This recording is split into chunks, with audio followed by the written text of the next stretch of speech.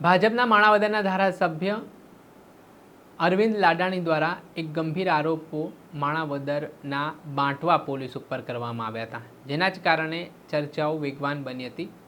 જેમાં ધારાસભ્ય અરવિંદ લાડાણીના આરોપ હતા કે તેમના વિસ્તારમાં એક ક્લબ ચાલી રહી છે, જેમાં જુગાર રમાઈ રહ્યો છે અને આ જુગારમાં ભરણ પોલીસ સુધી પહોંચી રહ્યો છે।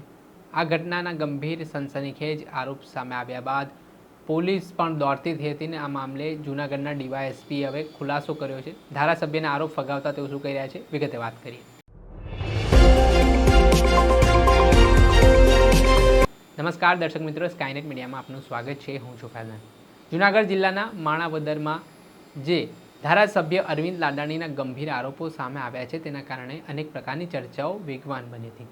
ધારાસભ્ય અરવિંદ લાડાણીએ પોતાના વિડીયોના માધ્યમથી કહ્યું કે તેમના વિસ્તારમાં જે જુગાર ધામની ક્લબ ચાલી રહી છે, તેમાં એક મોટો હપ્તો પોલીસને પહોંચી રહ્યો છે અને બેફામપણા પ્રવૃત્તિ ચાલી રહી છે।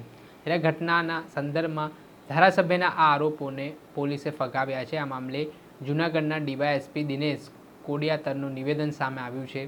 તેઓ આ ઘટનાને લઈને શું કહી રહ્યા છે તે સાંભળીએ। ગઈકાલે બાટવા પીએસઆઈ શ્રી વાળાને ખાનગી રાહે બાતમી મળવા પામેલ હતી। બાતમીની વિગતે બાટવા શહેરના ચુનારાવાડ વિસ્તારમાં જાહેર જગ્યાએ અમુક આરોપીઓ જુગાર રમતા હતા। બાટવા પીએસઆઈ શ્રી દ્વારા તાત્કાલિક અસરથી પોતાની ટીમ સાથે સ્થળ પર જઈ અને રેડ કરેલ હતી અને 3 આરોપીઓને સ્થળ ઉપરથી પકડી લીધેલ હતા, તેમજ અન્ય 12 જેટલા આરોપીઓ સ્થળ ઉપરથી નાસી ગયેલ હતા।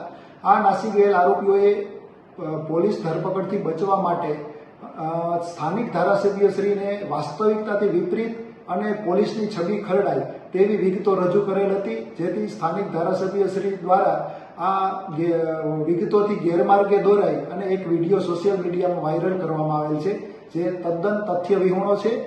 ખરેખર સ્થાનિક પોલીસ દારૂ જુગારની બધી નાબૂદ કરવા માટે કટિબદ્ધ છે, તેમજ સ્થાનિક પીએસઆઈ શ્રી, તેમની ટીમ તેમજ અમે સિનિયર અધિકારી શ્રી પણ ગમે ત્યારે દારૂ જુગારને લગતી કોઈ પણ પ્રવૃત્તિની બાતમી મળે તો તાત્કાલિક અસરથી આ જગ્યા ઉપર કાર્યવાહી કરવા માટે થઈ અને તત્પર હોઈએ છીએ અને આ માટે જાહેર જનતાને પણ અમોએ સોશિયલ મીડિયા મારફત અપીલ કરવામાં આવેલ છે, તેમજ આવી કોઈ પણ તથ્યવિહોણી બાબતોથી ગેરમાર્ગે દોરાયા વગર સ્થાનિક પોલીસને આ બાબતે તાત્કાલિક અસરથી જાણ કરવામાં આવે તે માટે જાહેર જનતાને પણ અમારી ખાસ અપીલ છે।